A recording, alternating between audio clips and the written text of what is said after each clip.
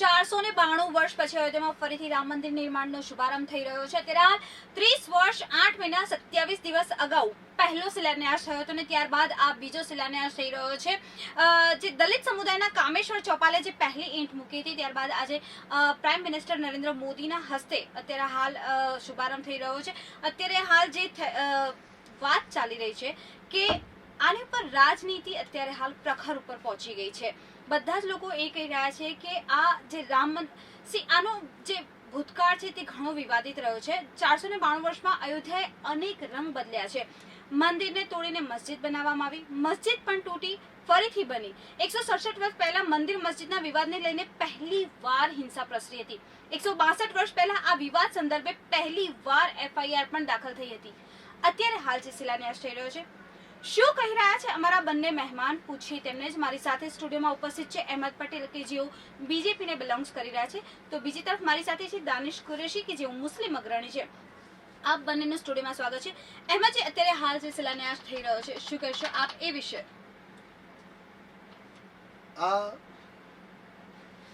જે આખી જે થઈ રહ્યું છે આજે જી, એનું ભૂતકાળ ભલે વિવાદિત હોય, પરંતુ જેનો વર્તમાન છે, વર્તમાનની અંદર તમે આજે જે જોઈ રહ્યા છો કે દેશની અંદર આ જ ફેસલાને દેશની 130 કરોડની જનતા ક્યાંય પણ તમે દેશમાં જુઓ બિલકુલ સુલે શાંતિ અને કોમી સૌહાર્દ ભર્યા માહોલની અંદર આ શિલાન્યાસ થઈ રહ્યો છે।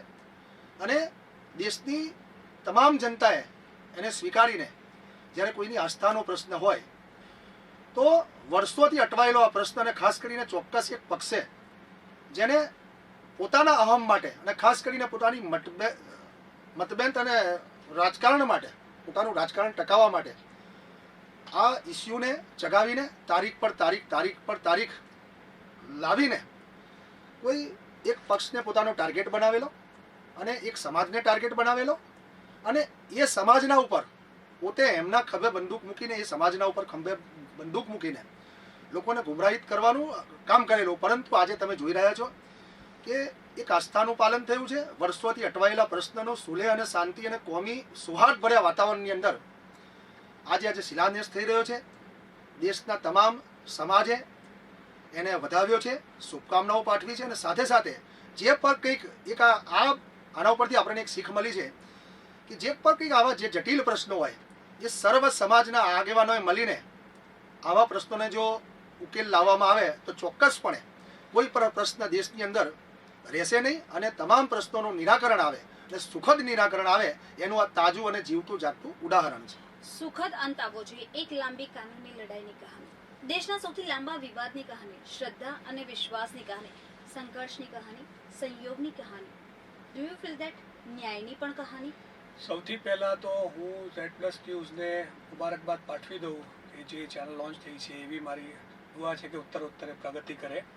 અને હવે આપણે મુદ્દાની વાત કરીએ કે જેવું તમે વાત કરી કે ન્યાયની અને સંઘર્ષની, આસ્થાની, તો મને લાગે છે કે ન્યાય તો ક્યાંય ને ક્યાંય થયો જ નથી। સુપ્રીમ કોર્ટનું હું ફરીથી રિપીટ કરી કે સુપ્રીમ કોર્ટે કીધું હતું કે સુપ્રીમ ઇઝ સુપ્રીમ બટ ઇનફેલેબલ। હવે ઇનફેલેબલ શબ્દ પોતે જ્યારે સુપ્રીમ કોર્ટના chief justice mister Gogoi use કરતા હોય તો આપણે સમજી શકીએ છીએ કે એમની ફેલેબિલિટી શું હતી। બીજી બાજુ આપણે કહીએ કે એમના રિટાયરમેન્ટ પછી એમણે બહુ સટીક સ્ટેટમેન્ટ આપ્યો કે સુપ્રીમ કોર્ટની અંદર કેન્દ્ર સરકારનો બહુ જ ઇન્ટરફેરન્સ છે, જજમેન્ટ ઉપર બહુ જ અસર કરે છે, એવું એમણે સ્પષ્ટ કીધેલું છે। એટલે બાબરી મસ્જિદ પ્રત્યે જે કંઈ જજમેન્ટ આવ્યું એ આપણે ડાઉટફુલ બોક્સમાં નાખીને 100% જોઈ શકીએ છીએ, એમાં કોઈ બેમત નથી। આપણે જે વાત કરી રહ્યા છીએ કે આનો ભૂતકાળ નહીં પણ વર્તમાનથી વિવાદ નવો શરૂ થયો છે। આજે ભારતના વડાપ્રધાન તરીકે નરેન્દ્ર મોદી શિલાન્યાસ કરવા ગયા છે, શિલાન્યાસની પ્રક્રિયા ચાલુ છે વર્તમાન પરિસ્થિતિની અંદર। તો આપણે વાત કરીએ કે ભારત જે છે એ બિન સાંપ્રદાયિક સ્ટેટ છે, એક બિન સાંપ્રદાયિક દેશ છે આપણો। હવે બિન સાંપ્રદાયિકતા જ્યાં હોય, જ્યાં જે સ્ટેટનો ધર્મ નથી, જેનો બંધારણ એવું કહે છે, એવા બંધારણીય ધારક દેશના સૌથી મોટી ટોપ પોસ્ટ ઓફિસમાં વિરાજમાન પદ ઉપર વ્યક્તિ તરીકે કદાચ ગયા હોત નરેન્દ્ર મોદી શિલાન્યાસમાં તો કોઈ પ્રોબ્લેમ નથી, એ પોતે વ્યક્તિ છે, કોઈ ધર્મ માનતા હશે એમાં વાંધો નથી, પણ પ્રધાનમંત્રી તરીકે જઈને એમણે બંધારણનું, બાબા સાહેબનું, દેશના નાગરિકોનું અને દેશની જે આપણી થિયોલોજી છે કોન્સ્ટિટ્યુશનલ, એનો ક્યાંક ને ક્યાંક હનન કર્યો છે, જે બહુ જ નિંદનીય, બહુ જ દુઃખદાયક છે। એ સિવાયના બાકી જેટલા લોકો છે એમની સામે અમને કોઈ પ્રશ્ન નથી। રહી ગઈ વાત સુપ્રીમ કોર્ટના જજમેન્ટની સામે, મુસ્લિમ સમાજનો એક બહુ જ મોટો વર્ગ છે જેને બહુ જ અતિશય તકલીફ થઈ છે કે બાબરી મસ્જિદની પરિસ્થિતિમાં એ રીતની પરિસ્થિતિનું નિર્માણ થયું કે જેની અંદર બાબરી મસ્જિદ, હું લગભગ 10મા કે 9મા હતો કદાચ, અને મેં લાઈવ ટીવી ઉપર જોયું હતું કે બાબરી મસ્જિદ કઈ રીતે તોડવામાં આવી છે. એટલે એ સમાજ ક્યારેય આ વસ્તુ ભૂલી નહીં શકે. કોઈ પણ વસ્તુ જ્યારે તમે બળજબરીપૂર્વક છીનવો અને પછી એના માટે તમે સહનશીલતા બતાવવાની વાત કરો તો એ અન્યાયી વાત છે. આપણે જોયું છે કે જ્યારે તમામ સમુદાયોને આપણે ભેગા મળીને ઘણા ખરા આનાથી પહેલાના, જેમ કે આપણે વાત કરીએ તો સોમનાથનું આપણે ઉકેલ લાયા હતા, એમાં આખા સૌરાષ્ટ્રના મુસ્લિમોને સાથે રાખીને જે તે સમયના પ્રધાનમંત્રી અને સરકારના લોકોએ ઇન્વોલ્વ થઈને એનો નિરાકરણ, એ સોમનાથના મંદિર બાબતે આજ દિન સુધી એક ટીપું લોહી વહ્યું નથી. અને 12 જ્યોતિર્લિંગોમાંનો એક જ્યોતિર્લિંગ જે હતું એ આજે પણ સુવ્યવસ્થિત છે અને સંપૂર્ણ હિન્દુ સમાજની જે આસ્થા છે, યાત્રાની જે 12 જ્યોતિર્લિંગોની યાત્રા કરીને પૂરી થાય છે એ ત્યાં પૂરી થઈ. પણ બાબરી મસ્જિદની અંદર જે રીતનું રાજકારણ રમવામાં આવ્યું, મને એવું લાગે છે કે એની અંદર મંદિર અને આસ્થા ઓછી હતી, સંઘ પરિવાર અને ભાજપનો રાજકીય હેતુ વધારે હતો. રાજકીય હેતુ વધારે હતો. શું કહેશો આપ એ વિશે? ભૂતકાળમાં પણ આપણે જોયું છે કે ઘણા આવા ઇસ્યુ હતા જેની અંદર કંઈક જે પણ સત્તારૂઢ પાર્ટીઓ હતી એમણે પોતાના રાજકીય રોટલા શેકવા માટે અને ખાસ કરીને જે સમાજોનો ઉપયોગ કર્યો છે એ આખી દુનિયાની સામે એનું ચિત્ર છે જ. આપણે એક વસ્તુમાં માનીએ કે જેમ જેમ સમય બદલાય છે, ખાસ કરીને જે પણ કંઈક વસ્તુઓને જે રૂઢિઓ છે એ કદાચ આપણા સમાજોની અંદર, ખાસ કરીને ધર્મોની અંદર કદાચ ના પણ બદલાતી હોય, પરંતુ એક વાત તો સર્વસ્વીકૃત છે કે જ્યારે ભૂતકાળની અંદર આવા જ્યારે પ્રશ્નો ઊભા થતા તો ત્યાં ક્યાંક તો પછી કોમી દંગલો થતા, ક્યાં તો પછી શહેરોમાં કર્ફ્યુ રહેતા, ક્યાં તો વર્ષો સુધી લોકોના ધંધા રોજગાર માટે આવા કર્ફ્યુના કારણે લોકોને તકલીફો પડતી. એક વસ્તુ સાબિત હું તમને ચોક્કસપણે કહેવા માંગુ છું કે હવે જ્યારે પણ આવા પ્રશ્નો ઉપસ્થિત થયા છે તો સર્વ સમાજ સ્વીકૃત અને ખાસ કરીને જે દેશના નાગરિકોએ આવા પ્રશ્નોને નિરાકરણ બધા સાથે મળીને લાવ્યા છે અને દરેકની આસ્થાને, કોઈની પણ આસ્થાને ઠેસ ના પહોંચે. ભલે ભૂતકાળમાં ગમે તે થયું હોય, પરંતુ વર્તમાનની અંદર દરેકની આસ્થાનું પાલન થાય, દરેકના ધર્મોનું પાલન થાય અને આવી જ રીતે કોમી સૌહાર્દની અંદર દરેકના પ્રશ્નોનું નિરાકરણ આવે એવું મને લાગી રહ્યું છે. Okay, chief justice Ranjan Gogoi, justice Bobde, justice Chandrachud, justice Ashok Bhushan, justice Abdul નઝીરની બેન્ચે આ ચુકાદો આપ્યો હતો. 40 દિવસ 6 ઓગસ્ટથી લઈને 16 ઓક્ટોબર સુધી સુનાવણી ચાલી હતી. 200 કલાક સુધી કાર્યવાહી થઈ હતી. 45 મિનિટ સુધી વંચાયેલ આદેશે દેશના સૌથી જૂના વિવાદ પર પૂર્ણ વિરામ મૂકી દીધું. તમને લાગે છે કે આ પૂર્ણ વિરામ હતું કે અલ્પ વિરામ હતું? ના, પૂર્ણ વિરામ નથી. આ તો એક અલ્પ વિરામ બી નથી. હું તો એમ કહું છું કે આ પૂર્ણ વિરામની પ્રક્રિયા કદાચ ભલે અમને લાગતી હોય, પણ જે રીતનું વર્તમાન વાતાવરણ છે, all India personal law board ને જે રીતે ઇન્ટરનેશનલ જેવી લીગલ મેટર્સમાં સમજ ધરાવે છે એવા લોકોને, કુવેતના જે કી એડવોકેટ છે ત્યાંના, એમણે all India Muslim personal law બોર્ડના જે બી જવાબદારો છે એમને લખેલું છે કે ભાઈ બાબરી મસ્જિદ જે હતી એના સંદર્ભે આઈસીજે ઇન્ટરનેશનલ કોર્ટ ઓફ જસ્ટિસમાં મેટર લઈ જવી જોઈએ. અને એમણે તો ત્યાં સુધી કમ્પેરિઝન કરી કે મસ્જિદ લક્ષાની સાથે સાથે બાબરી મસ્જિદનું કમ્પેરિઝન કર્યું છે કે જે કંઈ ઇનજસ્ટિસ થયું છે એને તમારે ત્યાં ઇન્ટરનેશનલ કોર્ટ ઓફ જસ્ટિસમાં લઈ જવા માટે જે કંઈ સપોર્ટની કે સમર્થનની જરૂર છે તો અમે કરવા તૈયાર છે. અને મુસ્લિમ સમાજનો એક બહોળો વર્ગ એવું ઈચ્છે જ છે કે ભાઈ આ જે મસ્જિદ જે ગઈ છે જે જગ્યા, કારણ કે મૂળ વસ્તુ શું છે કે મસ્જિદ ક્યારે તમે ડોનેટ ના કરી શકો. Once is a mosque is a lifetime mosque. એક વાર જે જગ્યા મસ્જિદ બંધાઈ ગઈ એ લાઈફ ટાઈમ મસ્જિદ થઈ ગઈ. ટેમ્પરરી કદાચ કોઈક સત્તામાં આવ્યું અને એ જગ્યા તમે અત્યારે બળજબરીથી કે તાકાતથી કે સુપ્રીમ કોર્ટના જજમેન્ટના નામે તમે અત્યારે ભલે જે કંઈ કરી રહ્યા હો, પણ આવનાર દિવસોમાં મને એવું લાગે છે કે આજે જે નીવ રખાવા જઈ રહી છે એ શાંતિની અને સદભાવનાની નીવ નથી, પણ આવનાર દિવસોમાં વધવાના વેરની નીવ છે. કારણ કે નરેન્દ્ર મોદી અને ભાજપની સરકાર હંમેશા કોમ્યુનલ હેટ્રેટનું પોલિટિક્સ કરતી આવેલી છે અને એક સમાજનું પોલરાઇઝેશન એ લોકોની પોલિટિક્સમાં કોરમાં રહેલું છે. હવે એ કોરના કારણે દેશની અખંડિતતા અને એકતા ઉપર જે પ્રહારો થઈ રહ્યા છે ને એ દેશ માટે આઘાત નહીં પણ ઘાતક છે. અને આ જે એ લોકોની વૃત્તિ છે ને એ દેશને દિવસે દિવસે વિભાજનની રાજનીતિ તરફ લઈ જઈ રહી છે, જે આંતરરાષ્ટ્રીય સ્તર પર, જેમ કે આજે આપણે જોવા જઈએ, મેં તમને પહેલા પણ કીધું કે દેશના વડાપ્રધાન તરીકે શિલાન્યાસની પૂજા કરવા જવું એ કદાચ એમને ના શોભવું પણ ના જોઈએ, કારણ કે બંધારણ એવી છૂટછાટ એમને આપતું નથી. અને આ હું જવાબદારીપૂર્વક કર્યો છું કે બંધારણ એમને એવી છૂટછાટ નથી આપતું. બંધારણ છૂટછાટ નથી આપતી અને બધા ઇન્સ્ટિટ્યૂટ એમના કમાન્ડમાં છે તેમ છતાં એ વાયોલેશન કરે છે. તો વાસ્તુ શું થાય કે ઘરનો વડીલ જ્યારે કાયદાનું પાલન નથી કરતો ને પછી નાનાઓ પાસેથી આપણે કાયદાની અપેક્ષા રાખીએ એ બરાબર નથી. ઓકે, ઘરનો વડીલ છે એ કાયદાનું પાલન નથી કરતો. નરેન્દ્ર મોદીનું ત્યાં શિલાન્યાસ કરવા જવું એ બંધારણની રૂએ યોગ્ય નથી તેવું દાનિશજીનું કહેવું છે. આપ શું કહી રહ્યા છો એ મુદ્દે? કદાચ એક આપણા એક દેશના વડાપ્રધાન તરીકે નહીં પરંતુ એક દેશના નાગરિક તરીકે ખાસ કરીને જ્યારે સર્વોચ્ચ પદ પર બિરાજમાન હોય તો કદાચ રાષ્ટ્રપતિ પછીની પંક્તિમાં કદાચ વડાપ્રધાન આવતા હોય અને કદાચ એમના સાનિધ્યમાં કદાચ દેશમાં સુલે શાંતિ અને કોમી સૌહાર્દભર્યો વાતાવરણ જો રહેતું હોય ને એમના શિલાન્યાસ કરવાથી કદાચ આજ તમે દેશમાં જોઈ રહ્યા છો કે દરેક જગ્યાએ આની જો કદાચ પહેલાં આજથી 20-25 વર્ષ પહેલાં જો આ વસ્તુ થઈ હોત તો કદાચ સારું રહેત, પણ દેર આએ દુરસ્તાએ કદાચ અત્યારે થયું રહે જે થઈ રહ્યું છે એ તમે જોઈ રહ્યા છો કે દરેક સમાજે એને વધાવ્યું છે. કોઈ પણ જગ્યાએ ધાર્મિક ઉન્માદ કે કોઈ પણ જગ્યાએ આવું દૂષિત વાતાવરણ છે નહીં. એ જ બતાવે છે કે કદાચ આવા જ ઇસ્યુ જો કદાચ મેં અગાઉ કહ્યું તેમ જો કદાચ પહેલાં સોલ્વ થયા હોત તો આવી લાંબી નોબત આવે કેટલા વર્ષોના વાના પછી આમાં દેશનો કાયદા કાનૂનનો સમય વેરફાયો, નાણાંનો દુર્વ્યય થયો અને કદાચ લોકશક્તિથી લઈને કદાચ નાના શક્તિનો પણ કદાચ આમાં વ્યય થયો. એટલે એમ ચોક્કસપણે કહેવું છે કે આસ્થાની સાથે જે પણ કંઈક પ્રશ્નો જોડાયેલા હોય એ કોર્ટ કચેરીઓ કરતાં સર્વ સમાજ સ્વીકૃત જો આવું નિરાકરણ આવે તો હું ચોક્કસપણે એમ માનીશ કે જે વર્ષોની આપણી જે કોમી તેજીબની જે પરંપરા છે, સર્વ સમાજ સ્વીકૃત જે આપણે રહેતા એવા છે અને આપણે રહેવાનું જ છે, આપણે દેશના નાગરિકો છીએ અને આપણે દેશના નાગરિક કહેવામાં જ આપણે ગર્વ અનુભવવો જોઈએ અને દરેક અનુભવ જ છે. એટલે હું એમ ચોક્કસપણે કહીશ કે આ જે પણ કંઈક થયું છે આ દેશમાં તમે કોઈ પણ ખૂણે જુઓ કોઈ પણ જાતનું દૂષિત વાતાવરણ નથી. એ જ બતાવે છે કે આ જે નિર્ણય આવ્યો છે એ કદાચ અમુક ટકા લોકોને બાદ કરતા બરાબર સર્વસંમત છે જ એવું મારું માનવું છે. અમુક ટકા લોકોને બાદ કરતા કયા અમુક ટકા લોકો? મારા મિત્ર એમ જ કીધું કે મોદી સાહેબ નાગરિક તરીકે નહીં, પણ આજે જો તમે શિલાન્યાસનો આખો કાર્યક્રમ જુઓ તો નરેન્દ્ર મોદી વડાપ્રધાન તરીકે જ ત્યાં ગયા છે, એમાં કોઈ બેમત નથી. એમણે વ્યક્તિગત ક્યાંય નામનો ઉપયોગ નથી કર્યો, નાગરિક તરીકે નથી ગયા કે એક નરેન્દ્ર મોદી તરીકે બી નથી ગયા. જો એ નરેન્દ્ર મોદી તરીકે ગયા હોત તો મારે અહીંયા બોલવાનો કોઈ પ્રશ્ન ઉપસ્થિત થતો જ નથી, કારણ કે વ્યક્તિગત એક જે બી કોઈક માન્યતા કોઈક વ્યક્તિ ધર્મ માનતી હોય એની સામે મને કોઈ વાંધો હતો નહીં ને છે બી નહીં અને હોય બી ના શકે બંધારણની જોઈએ. પણ મૂળ મુદ્દાની વાત આપણે કરીએ કે સુલે શાંતિની વાત નથી. વાત એ છે કે શાંતિ ધરાવનાર જે વર્ગ છે, જે મુસ્લિમ સમાજ છે, જેને શાંતિ અને સંયમ રાખ્યું જ છે.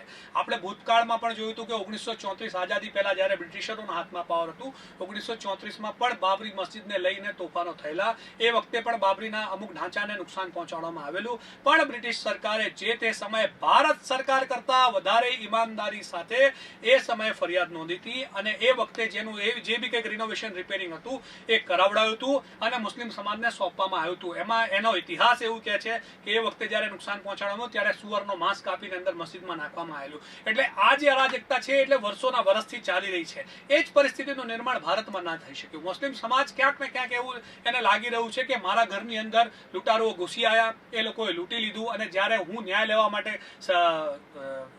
અદાલતમાં ગયો કે એમાં ગયો કોર્ટમાં, ત્યારે મને એવો ભાસ થયો કે ભાઈ કોર્ટ એવું કહે છે કે હા ભાઈ તમારા ઘરમાં લૂંટફાટ થઈ એ ખોટું છે, કાયદાકીય રીતે આવું ના થવું જોઈએ, તમારા ઘરમાં નુકસાન કરે એવું ના થવું જોઈએ. પણ લૂંટારુઓ જે છે એ લૂંટારુઓનું કહેવું એવું છે કે એમની આસ્થા છે અને એમના પૂર્વજોનું જે હતી. તો મારે કહેવાનો ભાવાર્થ એટલું જ છે કે 1947ના રાતના 12 વાગ્યા પછી જે કઈ પરિસ્થિતિઓ છે, ધાર્મિક સ્થાનો હોય કે બિન ધાર્મિક સ્થાનો હોય, જે કઈ પરિસ્થિતિ હોય, ભારતના બંધારણની રૂએ આપણે એને માન્યતા રાખવી જ પડશે. નહીં તો થશે એવું કે જો તમે 1947 પહેલાની વાત કરશો તો દર મંદિર તૂટેલા પહેલા મસ્જિદ હશે, દર મસ્જિદ તૂટેલી પહેલા ક્યાંક ને ક્યાંક મંદિર હશે. તો આ વિવાદનો અંત આવવાનો નતો. તો એક જે નવો વિવાદ આઝાદી પછી આ શરૂ થયો છે ને, મને એવું લાગે છે કે આજનો શિલાન્યાસ એની જ નીવ છે કે સમાજની અંદર વિભાજન થયું છે અને ક્યાંક ને ક્યાંક લોકો જે છે એ સમાજ પોતાને છેતરાયેલો ફીલ કરી રહ્યું છે કે ન્યાયના નામે મુસ્લિમ સમાજ સાથે છેતરપિંડી છે. 8189 પાનાનો ચુકાદો 3 સરખા હિસ્સામાં વિવાદિત સ્થળ વહેંચવાનો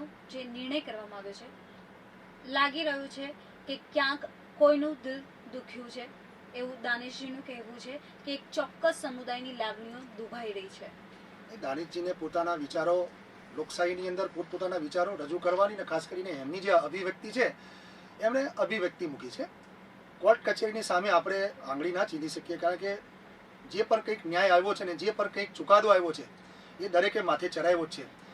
એક વાત જે ચોક્કસ કારણ આજે જે સાબિત થયું છે કે વિભાજિત અને વિવાદિત રાજકારણનો અંત આવ્યો છે અને સર્વ સમાજ સ્વીકૃત જે રાજકારણ છે, સબકા સાથ, સબકા વિકાસ, સબકા વિશ્વાસ, એનો આજે ઉદય થયો છે.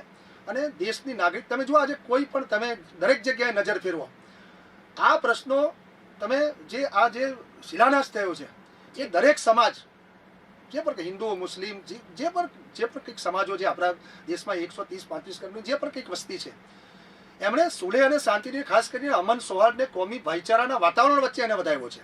એ જ સાબિત કરી બતલાવે છે કે હવે જે પણ કંઈક રાજકારણને જે પણ કંઈક આપણે પોલિટિક્સ થવાની છે એ વિવાદિત નથી થવાની. સર્વ શ્રીકૂટને બધાને સાથે મળીને ચાલશો તો જ એ પક્ષ ચાલવાનો છે, એવું મારું ચોક્કસપણું માનવું છે. ઓકે, યોગ લગ્ન ગ્રહ વાર તિથિ સકલ ભય અનુકૂળ, એટલે કે યોગ લગ્ન ગ્રહ વાર તિથિ બધું અનુકૂળ થઈ ગયું. અત્યારે હાલ ભૂમિ પૂજન પણ થઈ ગયું. બધા જ લોકોએ ભેગા થઈને પ્રાઇમ મિનિસ્ટર નરેન્દ્ર મોદીએ શાસ્ત્રોક્ત વિધિથી રામ મંદિરનો શિલાન્યાસ કર્યો. યોગીએ કહ્યું, સીએમ યોગીએ કહ્યું કે 5 શતાબ્દીનો સંકલ્પ પૂરો થયો. લાલકૃષ્ણ અડવાણીનું કહેવું હતું કે ઘણા સપનાઓ પૂરા થવામાં થોડીક વાર થતી હોય છે, પણ દેર આયે દુરસ્ત આયે. Do you feel that દેર આયે દુરસ્ત આયે? જો મને એવું લાગે છે કે રામ મંદિરના શિલાન્યાસ બાબતે છે સંતોની અંદર પણ ઘણો બધો ફેર છે, અને ઘણા સંતોનો તો એવો મંતવ્ય પણ છે કે અત્યારે જે યોગ જે બતાવી રહ્યા છે, જે મુહૂર્ત એમણે જે કાઢ્યું છે એ મુહૂર્ત અનુકૂળ નથી. અને જો આ મુહૂર્તની અંદર જો શિલાન્યાસ કરવામાં આવશે, ફરીથી એકવાર તો થઈ ચૂકી છે, બીજી વાર કરવામાં આવશે તો ક્યાંક ને ક્યાંક આ જે સ્ટ્રક્ચર છે એ લાંબુ નહીં ટકી શકે. એનો આખો મારી પાસે વિડીયો છે, જો બહુ લાંબુ તો નહીં ચાલી શકે, પણ તમે જોઈ શકો છો. પણ संस्कृति के अनुसार और कोई भी ग्रह नक्षत्र उचित नहीं है.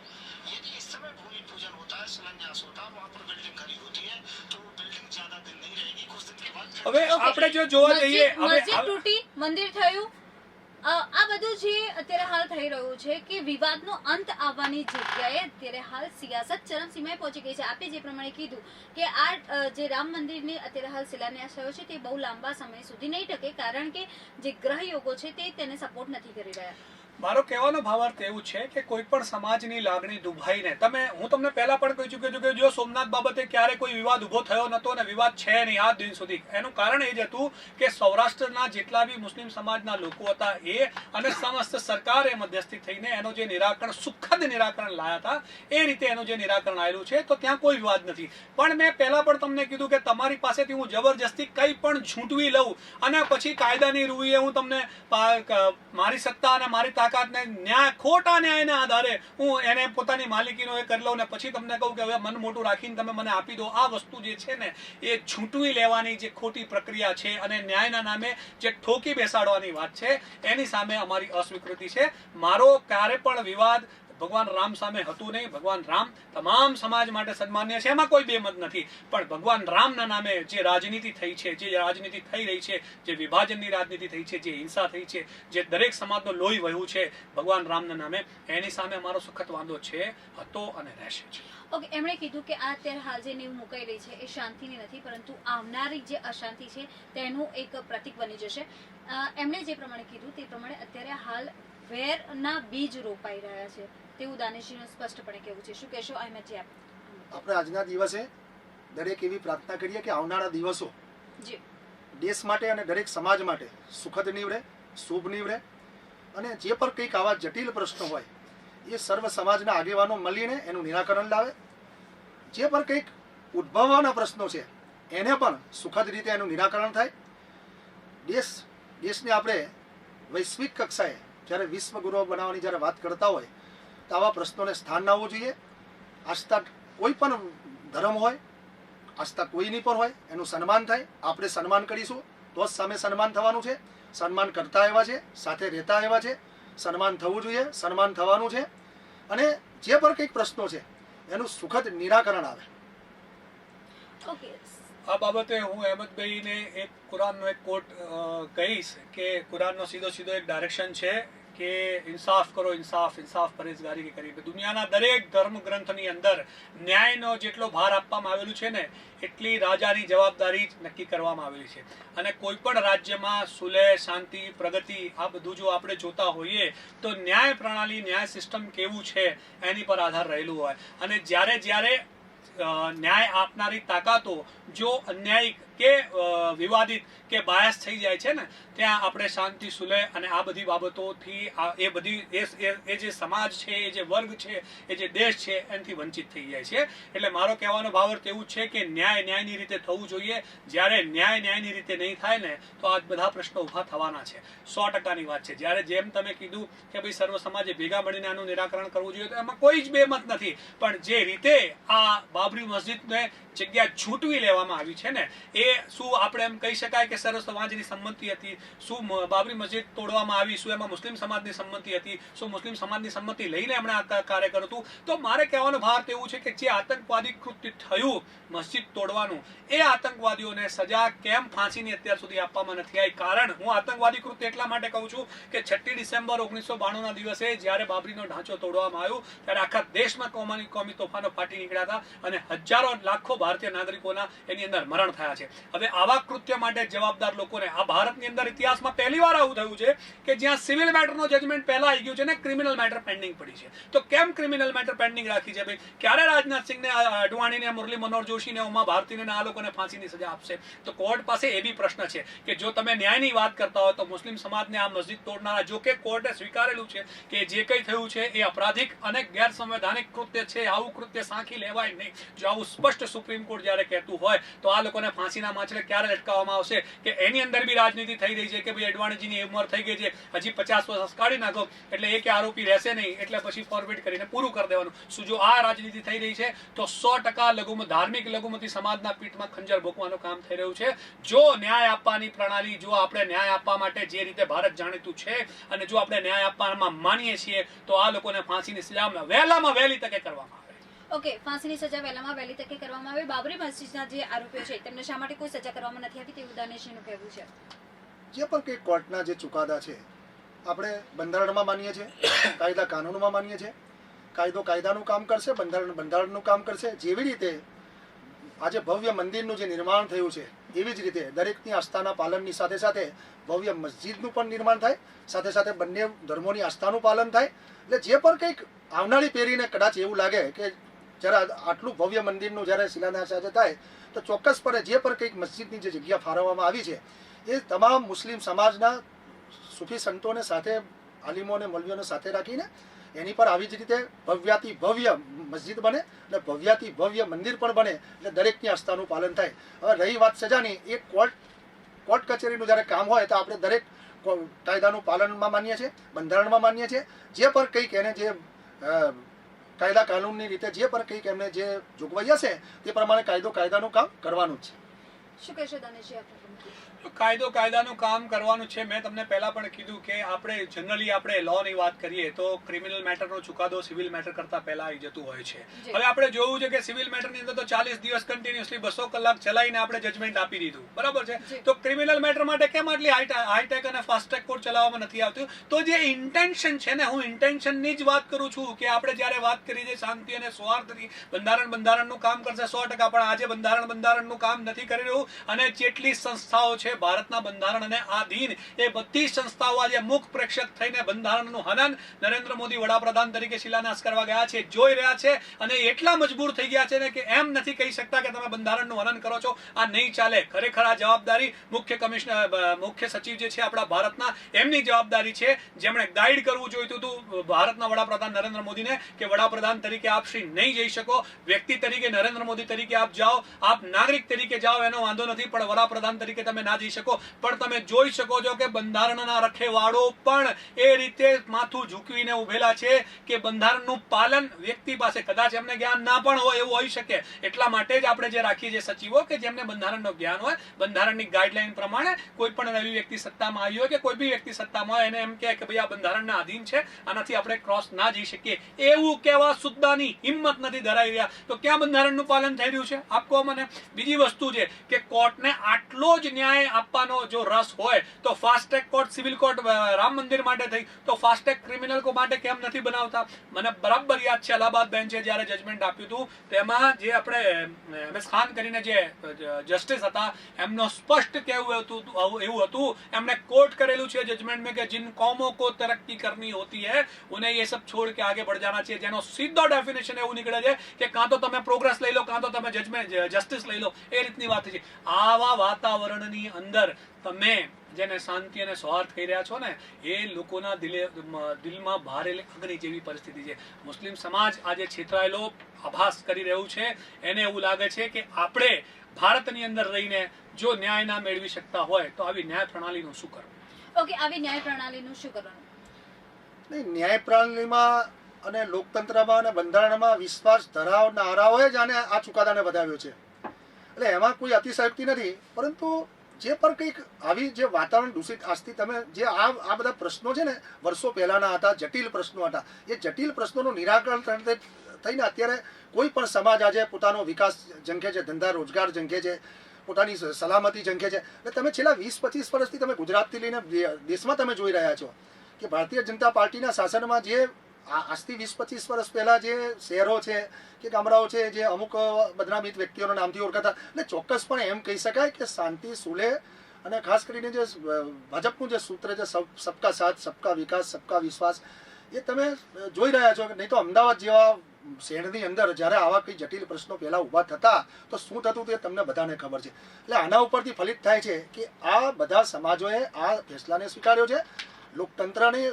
લોકતંત્રમાં વિશ્વાસ રાખનારા, બંધારણમાં વિશ્વાસ રાખનારા બધા લોકોએ આને વધાવ્યો છે અને એનું જ પરિણામ આજે દેશના 130 કરોડની જનતાના સાથ અને સહકારથી અને એમના બધાના આશીર્વાદથી જ આજે જે આપણે આ શિલાન્યાસ થઈ રહ્યો છે એમને બધાએ સ્વીકાર્યો છે. અને આની સાથે આપણે એવી પણ એક ઈચ્છા રાખીએ અને આપણે એક લાગણી એવી દર્શાવીએ કે જેવી રીતે આ ધર્મને માં માનનારા લોકોની આસ્થાનું જે પાલન થયું છે સાથે સાથે જ એવી ભવ્યાતિ ભવ્ય મસ્જિદ બનીને પણ સામે પ્રતિપક્ષ જે મુસ્લિમ સમાજ છે એ પણ એમની પણ લાગણી ના દુભાઈને એવી પણ ભવ્ય જ મસ્જિદ બને એવી હું લાગણી કરું છું. દાનિશજીએ એ જ વસ્તુ કીધી છે કે જ્યાં મસ્જિદ હતી એ ત્યાં ઓલવેઝ મસ્જિદ જ રહે છે, એ જગ્યાએ બીજું કંઈ ન બની શકે એવું દાનિશજીનું કહેવું છે. એવું નથી કેતો, એવું તો કુરાનનો ડાયરેક્શન છે.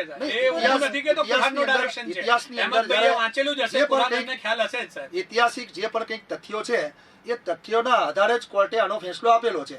હવે આપણે જાતે ફેસલા કરીશું તો પછી દરેક વર્ગ વિગ્રહને પેલો કે આ તો મસ્જિદ હતું, આ તો મંદિર છે. હવે જ્યારે આ ફેસલો આવી જ ગયો છે અને એ ફેસલાએ બધાએ જ્યારે સ્વીકાર્યો હોય, આપણે કદાચ કાયદાની અંદર કદાચ જાણકાર વધારે હોઈએ તો એના કરતાં પણ જાણકાર લોએસ્ટોને એ સામે પ્રતિપક્ષે પણ દલીલો કરેલી જ હતી. હવે કોની દલીલ માન્ય રાખીને આ ફેસલો આવ્યો છે એના કરતાં આપણે એમની આસ્થાનું પાલન કરીને એવું એક નક્કી કરીએ કે ભાઈ જેવી રીતે એમની આસ્થાનું પાલન થયું છે એવી રીતે સામે પણ આસ્થાનું પાલન થાય અને ભવ્યાથી ભવ્ય મસ્જિદ બને.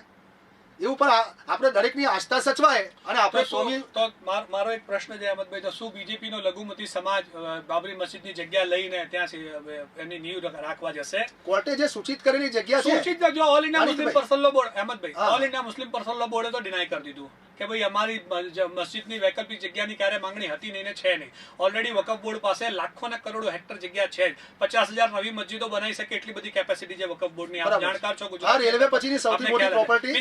બીજી વસ્તુ આપને કહું કે all India Muslim personal law board તરફથી ગઈકાલે એક મેસેજ સર્ક્યુલેટ કરવામાં આવ્યું કે આવતીકાલે એટલે કે આજે રોજો રાખે, સબ્ર કરે અને સૂરેનું વાંચે. સૂરેનું તમે વાંચી હશે, ના વાંચ્યું તો વાંચી લેજો. એનો સીધો જ મેસેજ શું છે કે આપને ખ્યાલ આવી જશે. એટલે all India Muslim personal law બોર્ડે પોતાનો મેસેજ આપી દીધું. એ બીજું કે મિડલ ઈસ્ટની અંદર ઘણા ખરા બીજા મુલ્કો છે, ઘણા ખરા દેશો છે જેમણે આ મેટરને ઇન્ટરનેશનલ કોર્ટ ઓફ જસ્ટિસમાં લઈ જવાનો proposal all India Muslim personal law board અને સિવાયની જેટલી મોટી મોટી ઓર્ગેનાઇઝેશન છે એમની સામે મૂકેલું જ છે. એ વિચારણાધીન છે જ. જો આ matter Muslim international court of જસ્ટિસમાં જશે તો ભાજપનો લઘુમતી મોરચો કે ભાઈ મુખ્તાર અબ્બાસ નકવી શકે કે શાહનવાઝ હુસૈન જેવા પહેલી હરોળના જે મુસ્લિમ નેતાઓ કહેવાય છે બીજેપીના, એ લોકોનો શું સ્ટેન્ડ છે? શું આ મેટરે ઇન્ટરનેશનલ કોર્ટ ઓફ જસ્ટિસમાં લઈ જવી જોઈએ કે ના લઈ જવું જોઈએ? મારો સીધો જ પ્રશ્ન આપને છે સાહેબ.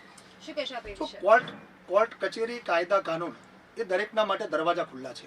કદાચ અહીંયા આપણને આ પ્રશ્નનું કદાચ એવું લાગતું હોય કે આ પ્રશ્નથી આપણને કદાચ અસંતોષ છે તો હજુ ઘણા વિકલ્પો, સરકારે કોઈ દરવાજા બંધ નથી કર્યા કે સરકારે કોઈ વિકલ્પ નથી આપ્યા. એવું નથી કે બંધારણ તમને ના નથી પાડતું કે દેશનો કાયદા કાનૂન તમને ના નથી પાડતું. સવાલ જ્યારે આ આપણી જે ન્યાય પ્રણાલિકા છે એ ન્યાય પ્રણાલિકાની અંદર પ્રતિપક્ષ અને આપરો પક્ષ બંને પક્ષો મૂકેલા હતા. કદાચ સામે પક્ષની દલીલોને માન્ય રાખીને કદાચ એમની પાસે કદાચ પુરાવા હોય કે અહીંયા પહેલા મંદિર હતું ને પછી મસ્જિદ હતી, કે પહેલા મસ્જિદ હતી કે પછી મંદિર હતું, આ નક્કી કરવાનું કામ આપણે કોર્ટ કચેરીમાં ગયા જ આપણે, અને વર્ષો સુધી આ કેસનું આપણે તારીખ પર તારીખ આજથી 20 વર્ષ કે 25 વર્ષ પહેલા આપણે રોજ જોતા હતા કે જ્યારે પણ કંઈક આની તારીખ આવે એટલે દેશનું વાતાવરણ શું થતું હતું એ આપણે તમને ને મને બધાને ખબર છે. પરંતુ જ્યારે એનું સુખદ નિરાકરણ આવ્યું છે, દેશની 130 કરોડની જનતાએ આને જ્યારે વધાવ્યો છે, તો આપણે પણ એને શુભકામનાઓ પાઠવવી જોઈએ. અને જે એમની આસ્થા છે એ આપણે એમની આસ્થાનું પાલન કરીશું તો ચોક્કસપણે એ લોકો આપણને રિસ્પોન્સ આપવાના જ છે. અને હું તો કેમેરાની સામે કહું છું કે જ્યારે આવી જ રીતે જ્યારે એક ભવ્ય મંદિરનું નિર્માણ માટે જ્યારે વડાપ્રધાને આજે નીવ મૂકેલી હોય અને એમણે જ્યારે એ આ કરેલું હોય તો ચોક્કસપણે જ્યારે પણ કંઈક મસ્જિદનું નિર્માણ થશે તો ચોક્કસપણે છાતી ઠોકીને કહું છું કે જેટલો ઉત્સાહ એમને આજે બદલાયો છે એનાથી ડબલ ઉત્સાહ એ સામે બદલાવાના જ છે. ઓકે, જેથી દરેકની આસ્થાનું પાલન થાય અને સર્વ સમાજ શ્રીકૂટ આપણે એક રાજકારણને બાજુ પર મૂકીને સમાજમાં કોમી શાંતિ અને ભાઈચારાનો માહોલ બન્યો રહે એ જ આપણી ઝંખના હોઈ શકે. 2.77 એકરની જે તમામ જમીન હતી તે રામલલ્લાને આપી છે. 5 એકરની જે જમીન છે તે મસ્જિદ બનાવવા માટે ફાળવવામાં આવી છે, નમાઝ પઢાવવા માટે ફાળવવામાં આવી છે. અત્યારે હાલ જે પ્રમાણે અહેમદજી કહી રહ્યા છે કે જો મસ્જિદ બનશે તો પણ અમને ઘણો આનંદ થશે. તો મેં એમને એ જ મારો મુખ્ય પ્રશ્ન જે હતો, પણ એ પ્રશ્ન સિવાયના એમને બીજા બધા પ્રશ્નોના જવાબ આપ્યા. પણ મેં એમને એ જ કીધું છે કે all India Muslim personal law board was one of the party in Babri Masjid dispute. Jamiat Ulama એક પાર્ટી હતી, બરાબર છે. જેટલા તમામ પક્ષકારો હતા, અસલમ બુરા, હાશિમ ચાચા અંસારી, તમામ પક્ષકારોએ નકાર દીધું કે ભાઈ મસ્જિદના અવેજમાં અમે જમીન નહીં લઈએ અને જમીન લઈ શકતા બી નથી. એ રિલિજિયસ રીતે બી ના લઈ શકે કે પર્સનલ રીતે બી ના લઈ શકે, બરાબર છે. હવે મૂળ વાત એ હતી કે બાબરી મસ્જિદની જમીન માટે ક્યારે કોઈએ ક્લેમ કર્યું હતું જ નહીં. મેં પહેલા પણ કીધું છે ને, ફરીથી બી કહું છું કે બાબરી મસ્જિદ માટે જમીન માટે ક્યારેય કોઈ ક્લેમ કર્યું નતું, હતું બી નહીં ને છે બી નહીં ને હશે બી નહીં. એટલે એ એક ઓપ્શન જે છે સુપ્રીમ કોર્ટે આપેલું છે, એ ઔપચારિકતા એમને યોગ્ય લાગ્યું એ પ્રમાણે એમને કીધેલું છે. પણ મૂળ વસ્તુ જ્યારે છે કે આપણે જ્યારે વાત કરીએ છીએ કે રામ મંદિરને જે જગ્યા હસ્તક કરવામાં આવી એ જગ્યાની મૂળ માલિકી મુસ્લિમ સમાજના વકફ બોર્ડની હતી. અને વકફ માટેનો લો, ભારતનો લો એવું કે છે કે once it's a waqf is a lifetime વકફ.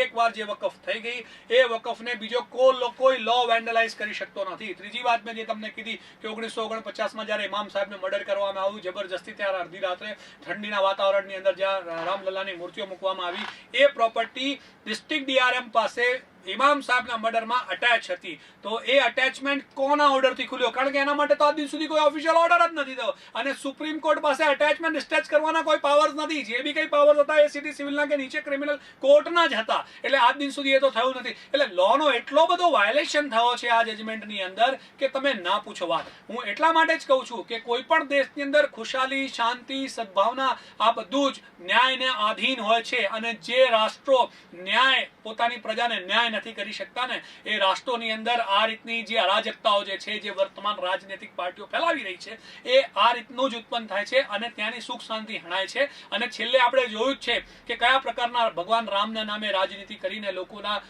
લોહીના તરસ્યા, સત્તાના તરસ્યા લોકો સત્તામાં આવવા માટે જે રીતે ભગવાન રામનો ઉપયોગ કર્યો છે, કદાચ મને એવું લાગે છે કે ભગવાન રામ એમને માફ નહીં કરે. લોહીના તરસ્યા રાજનેતા શું કહેશો આપી વિશે? મંદિર મસ્જિદના ઉપર રાજકારણ કોણે કર્યું છે એ દાનિશભાઈને ખબર છે. દાનિશભાઈ આપને ખબર છે? આખા વિશ્વને ખબર છે. તારા એના કોણે ખોલ્યા છે, એની અંદર મૂર્તિઓ કોના શાસનમાં પધરાવવામાં આવી, કોના શાસનમાં કેટલી ખૂનામરકી થઈ છે, એ મારા કરતા કદાચ દાનિશભાઈ જવાબ આપશે. સાચી વાત છે, બધાને જ ખબર છે, બધાને ખબર છે. જાણીએ છીએ આપણે એક એવી આપણે રથયાત્રા કોણે કાઢી એ બી જાણીએ છીએ. આપણે એક એવી આશાને અપેક્ષા રાખીએ કે આપણે ભૂતકાળ કરતા આપણા વર્તમાન જે છે એ વર્તમાનને આપણે ઉજળું બનાવીએ અને જે પર કંઈક સુલે શાંતિ ભર્યા માહોલની અંદર જે પર કંઈક આ ઇસ્યુનું સુખદ નિરાકરણ આવ્યું છે અને દરેકની આસ્થાનું પાલન થયું છે. ના તો આપ 100% મુસ્લિમ સમાજ તરફથી ભારતીય જનતા પાર્ટીને રજૂઆત કરો. હું મારા સમાજની જોડે છું, પક્ષની જોડે છું, રાષ્ટ્રની સાથે છું. લોકો દાનિશભાઈની જોડે છું. માંગ કરે છે કે ભાઈ જે જગ્યા છે બાબરી મસ્જિદની તમે પાછી આપી દો એમને, અને બાજુમાં કે આગળ કે પાછળ તમારે જ્યાં જેટલું મોટું ભવ્ય મંદિર બનાવવું હોય બનાવો. તમે મૂકો. મુસ્લિમ સમાજના પ્રતિનિધિ તરીકે તમે ભારતીય જનતા પાર્ટીમાં હો તો મારી એવી તમને પર્સનલ રિક્વેસ્ટ છે કે આપ પોતાના પાર્ટીમાં મૂકો વાત કે ભાઈ મુસ્લિમ સમાજના ઘણા ખરા લોકો એવું છે, કાં તો એમને કન્વિન્સ કરો, કાં તો એમને પાછી આપો. એ લોકો એવું કહે છે કે ભાઈ સુપ્રીમ કોર્ટનો જે જજમેન્ટ છે એ ઇનવેલેબલ છે, પોતે કહી રહી છે કોર્ટ. તો સુપ્રીમના જજમેન્ટની અંદર જે પર કંઈક બંને પક્ષકારો હતા એ બંને પક્ષકારોને સાંભળીને તમામ તથ્યો દલીલો અને પુરાવાઓને સાબિતીમાં રાખીને જ આ બધું થયું છે. અને કદાચ આપણે એક એવું વિચારીએ કે જ્યારે આપણને એ જગ્યા ફાળવેલી હોય તો કદાચ આપણે એવું આપણા ધાર્મિક રીતે એવું માની લઈએ કે કદાચ કઈ જગ્યા ફાળવેલી જગ્યાની અંદર આપણે મસ્જિદ ના બનાવી શકતા હોય, કારણ કે આપણી મસ્જિદની વ્યાખ્યા એવી છે કે લોક ફાળાથી આપણી મસ્જિદ બનતી હોય છે, બરાબર છે. હવે સરકારી જગ્યા કદાચ સરકારી જગ્યા પર આપણે ના બનાવી શકતા હોય તો આપણે ઘણી મસ્જિદો હિન્દુસ્તાનની અંદર જે પણ કંઈક મસ્જિદો બનેલી છે એ આપણે લોક ફાળાથી જ બનેલી છે. પરંતુ જ્યારે આજે કોઈની આસ્થાનું પાલન થઈ રહ્યું હોય તો આપણે એક મોટું ડીલ રાખીને આપણે ભૂતકાળ કરતા આપણા વર્તમાનને ઉજળું બનાવવા માટે આજે જે પણ કંઈક થયું છે અને જે પણ કંઈક શિલાન્યાસ થયું છે એને આપણે એક સામાજિક રીતે અને એક માનસિક તરીકે ખાસ કરીને આપણે જ્યારે મોટું ડીલ રાખીને વધાવીશું તો ચોક્કસપણે આવનારો જે આપણો સમય છે એ આપણા માટે, સમાજ માટે, દેશ માટે અને બધા માટે ખૂબ જ સાનુકૂળ રહેશે એવું મારું માનવું છે. તથ્યો અને પુરાવાના આધારે ડિસિઝન આપવામાં આવ્યું છે. તમે સુપ્રીમ કોર્ટનો જજમેન્ટ આખું વાંચશો તો પ્રીતિબેન તમને ખ્યાલ આવી જશે કે તથ્યો શું હતા અને આધારો શું હતું. મેં તમને પહેલા પણ કીધું કે સુપ્રીમ કોર્ટની જજમેન્ટ શરૂ કરતા પહેલાની જે લાઈન છે કે supreme is supreme but not infallible, એટલે એના પરથી તમે આધાર રાખી શકો છો. બીજી વસ્તુ, સુપ્રીમ કોર્ટે જે મુખ્ય મુદ્દાઓ કીધા એ એવા હતા કે બાબરી મસ્જિદની નીચે ક્યારે કોઈ મંદિર હતું ને એવું સ્પષ્ટ જજમેન્ટમાં લખેલું છે. હું બહુ જવાબદારીપૂર્વક કહું છું. બીજી વાત, લેટ મી કમ્પ્લીટ. બીજી વાત, એમણે એવું કીધું કે ભાઈ ત્યાં કોઈ જેવા પુરાવા મળ્યા નથી કે નીચે મંદિર હતું, બરાબર. ત્રીજી વાત કે એ જે ઢાંચો તોડવામાં આવ્યો એ અપરાધિક અને અસંવૈધાનિક, અપરાધિક તો ઠીક છે પણ અસંવૈધાનિક આતંકવાદી કૃત્ય હતું, બરાબર છે. હવે જ્યારે આટલું બધું કહેવાઈ ગયું હોય અને એના પછી જો તમે એમ કહેતા હોય કે ભાઈ જગ્યા આસ્થાના આધારે આપી દો તો તમે મને કહો કે કયા પુરાવા એ કન્સિડર કરીને એમણે આપેલા છે. અહીંયા સુધી કે લોકોએ રેડિયો કાર્બન ડેટિંગનું ડિમાન્ડ કર્યું તો રેડિયો કાર્બન ડેટિંગ આપવામાં ના આવ્યો. હવે બીજી વાત આપણે કરીએ તો ભગવાન રામની જ્યારે જે વાત છે એ સતયુગની વાત છે ને ત્રેતાયુગની વાત છે. હિન્દુ શાસ્ત્રો પ્રમાણે હું તમને કહી દઉં કે ત્રેતાયુગ એટલે આજથી 3.5 થી 4.5 લાખ વર્ષ પહેલા થઈ ગયું, બરાબર છે. સાયન્ટિફિકલી આપણે જોઈએ ને તો જે અત્યારની અયોધ્યા છે જેને ફૈઝાબાદ કહેવામાં આવે છે એનું અસ્તિત્વ 10 થી 12,000 વર્ષ પહેલા આવેલું છે. તો હવે તમે મને કહો કે સાયન્ટિફિકલી અને આ લોકોની જે માન્યતા છે એના આટલા બધા કોન્ફ્લિક્ટ છે તો કઈ રીતે તમે કહેશો? અને શું તમે એમ કહેવા માંગો છો કે 3.5 લાખ વર્ષ પૂર્વ થી ત્યાં મંદિર હતું અને છેલ્લે હમણાં 400 વર્ષ પહેલા આવીને મીર બાકીએ ત્યાં મસ્જિદ બનાવી નાખીશું એવું કહેવામાં? તો એવા કોઈ જ પુરાવાઓ ત્યાં મળ્યા નથી.